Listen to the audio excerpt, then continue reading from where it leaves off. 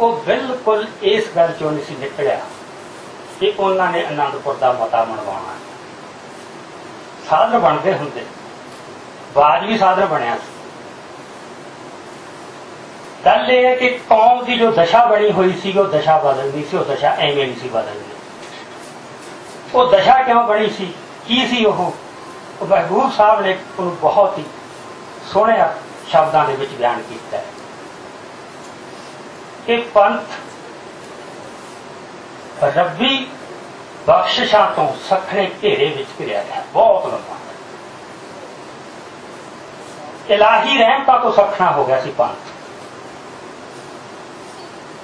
क्यों कि दसम पातशाह जाते हुए खालसे नाल एक करार करके गए सी, एक आदर्श दे के गए सी खालसे ने कि जदों तक इहदा पालन करोगे तो मेरी गुरु बरत थोड़े नाल हम सफर होगी, ते जदों पालन करनों हट जाओगे तो एक लम्मा दौर चलिया सोके का, बहुत ही लम्मा, मिसलों के समय तो शुरू हो गया। सो ये संकट कला अकालियां तक सीमित करके ना देखो, टौड़ा की सी, बादल की सी, लौंगोवाल की सी, वो भी जरूरी है, अवतार सिंह उस लैवल से ही विचरना है, पर ये अर्थ से ये जड़ा बहुत डूबियां। आत्मक पतन हो चुका सी कौम का बहुत ज्यादा। वो आनंदपुर के मते नहीं सी उस कटना, वो तो एक वसीला बनना सी। जिहड़ा इन्होंने बिंब वाली गल कही है बहुत खूबसूरत है। एक इन्होंने होर भी गल कही, जंग का अनुभव, क्योंकि छेवें पातशाह की लड़ाई बाज वाली वो भी एवं नहीं समझी जा सकती। एक जंग का अनुभव भी देना सी गुरुआं ने कौम, क्योंकि आप ये कहना जो खालसा है वो सिखर सी उस अमल की, गुरु नानक देव का शुरू। तो खालसा फिर किवें बनना सी जे जंग के अनुभव विचों ना निकलदा। आत्मक क्रांति चो कढ़ना कौम नूं ताकि उहदे विच एक आत्मक बल पैदा होवे, फिर वो वधिया लड़ाइयां लड़ सकू। सब तो पहली लोड़ ये सी। सो इहदे बारे महबूब साहब ने जो लिखा है जंग, क्योंकि संतां की जी सारी गल है उन्होंने समझने वास्ते बहुत जरूरी है कि जंग बारे लड़ाई उन्होंने की सोच के लड़ी सी। बिल्कुल कोई राज लैण का या फौरी प्राप्ति किते नहीं सी। खालसा महबूब साहब दी लाइनां वास्ते चार लाइनां पढ़ के सुनाऊंगा। खालसा जी की अध्यात्मक बनतर कुछ इस तरह की है कि जंग बिना वो ना जिंदगी का मुकम्मल अनुभव कर सकता है अते ना उस विच पूरी तरह शामिल हो सकता है।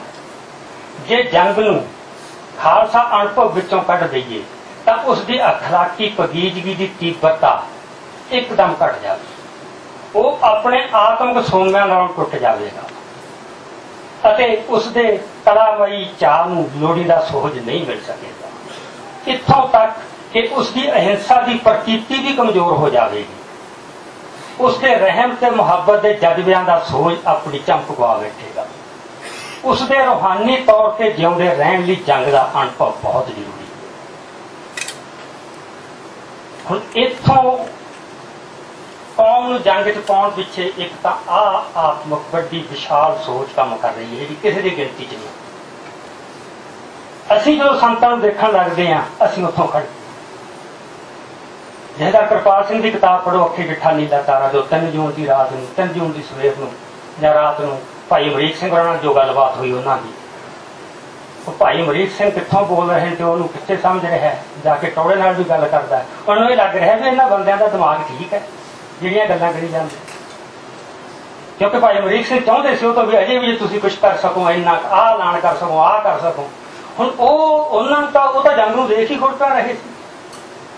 संत जरनैल सिंह जो खेड खेडण जा रहा सीगा ਉਹਦਾ ਤੁਹਾਨੂੰ बिल्कुल ਉਹਦੀ ਵਿਆਹ करनी नहीं पता सी। इस करके ਜਿਹੜੇ ਇਹੋ ਜਿਹੇ ਲਿਖਾਰੀਆਂ ਨੇ जो कुछ भी लिखा कुलवंत सिंह मांगट है ਉਹਦੀਆਂ कोई सफर पढ़ के 5-6 सफर पढ़ के देख लो संतां बारे या होर बंदे ने। ईवन महबूब साहब ने जो हुण इत्थे जिक्र किया कि संतां दे सारे अमलों की चीर फाड़ जां नुक्ता चीज़ जो उत्थों फड़ के की जाऊगी तो वो फिर आही कुछ नहीं। ये कौम नूं बहुत ही दिशाहीनता वाल तक्कण दा राह बनता है, बहुत ही।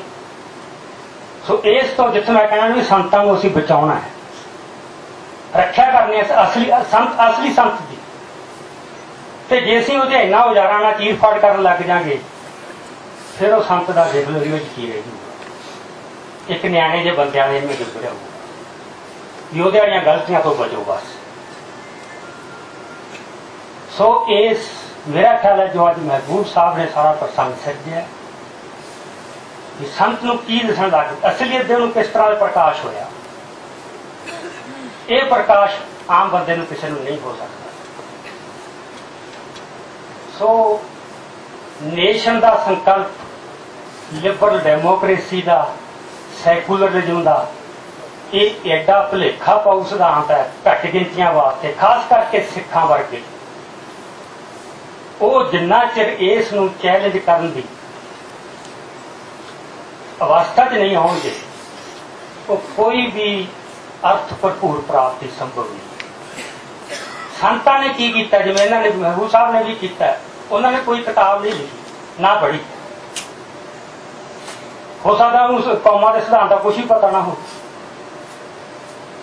उन्होंने एक अपना अंदाज सी चैलेंज करदा इन्हां चीज़ां, अपना नरोल अपना उसी अमल के जरिए। ये काम साडे विद्वानां दा भी उन्हां अमलों को इंटरप्रेट करो कि की सी हो। ते जे तां छोटे पद्धर ते खड़ के करांगे तां संत दा बहुत ही माड़ा इमेज उभरूगा, वो तो फिर कोई प्रेरणा नहीं मिलती। फिर तां एवें एक बुत बना के वो भी कई बार लोड़ हुंदी है, मानसिक लोड़ बन जाती है, मन परचावन तुहाडी लोड़ बन जाती है किसी मौके ते, जिवें भगत सिंह अज बनिया होया। सो इस तरह मतलब असीं जिहड़ा भी संतां ने ये गल क्यों की, किवें कीती, इस गल नूं समझना बहुत जरूरी है। ये गल पॉसीबल नहीं सी, उन्हें अमला राही की, रीडिफाइन किया सब कुछ सिख वास्ते कि सिख ने इन्हां संस्थावां नूं, इन्हां संकल्पां नूं किवें देखना, इहदा भय नहीं मनना, इहदा कोई रोब नहीं मनना। उहदा आधार की होऊगी, उहदा नजरिया जिहड़ा है कित्थों ढलूगा भी जिहड़ा संकल्प, जिहड़ी संस्था, जिहड़ा राज, जिहड़ा निजाम सिख धर्म के न्यारेपन से एडी सजीवी स्वतंत्रता को हानि पहुंचाता वो सानू ना मंजूर है। सीधा था इतों खड़ के फैसला करो। ये नहीं नीत्शे ने की कहा, अरिस्टोटल ने की कहा, फलाने ने की कहा, कहे होण करो अपने समाजा वास्ते बहुत चीज़ां हिंदू के बहुत फिट आई है।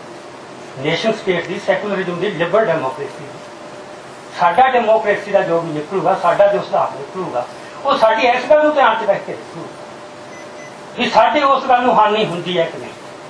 मैं कहना सब तो वड्डी गल जिहड़ी संतां दी समझ पल्ले बन्नण दी लोड़ है, उन्हें हर किस्म के भय तो मुक्त होना पहला, उहदे वास्ते उच्चात्मक मंडल पहुंचना, पद्धर हासिल करना।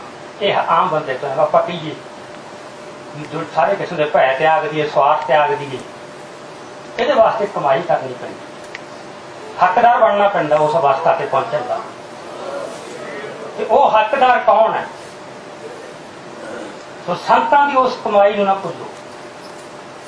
उन्हां दे अमलां नूं अज इस तरह इंटरप्रेट करके असीं साडे वास्ते खराब निकलदा है। असीं बड़ियां छोटे छोटे खेडां च लग जांदे। चोण जमहूरीयत का मतलब एडी वड्डी यह डिसेप्टिव गेम है। एक जिवें खिडौना दिता हुंदा खेडण वास्ते, हर 2-3 साल बाद कोई ना कोई चोण, कोई आम चोण, कोई जिमनी चोण, कोई पार्लीमेंट की, कोई असैंबली की, कोई पंचायतां, ते सारे कमर कस्से करके सब कुछ भुल भुला के टोटल जी एक्टिविटी अपनी समर्था है वो च लग जाए, कदे भी मुकने। पार्टिसिपेट करो, पता नहीं कोई आप कोई हर हाल से गल निकलते पार्टिसिपेट नहीं करना, पर किस चेतना के नाल। सो संतां दे एक एक गल नूं, एक एक अमल नूं, क्योंकि जिहड़े महापुरुष होंदे, जिहड़े उस अवस्था ते पहुंचे बंदे होंदे, उन्हां दे बोल ते शब्द बिल्कुल साधारण पर अर्थ बहुत डूंघे, वो समझ नहीं आउंदी। हुण संत जो बार बार ये शब्द गाउंदे सी, धर्म सिर दित्या आवाज नहीं रहना, सारे गाई जाते किन्ने साहब मकाम इकट्ठे होकर गाने, उन्हें एक आदत बन गई साड़ी, एक आदत चो गाना।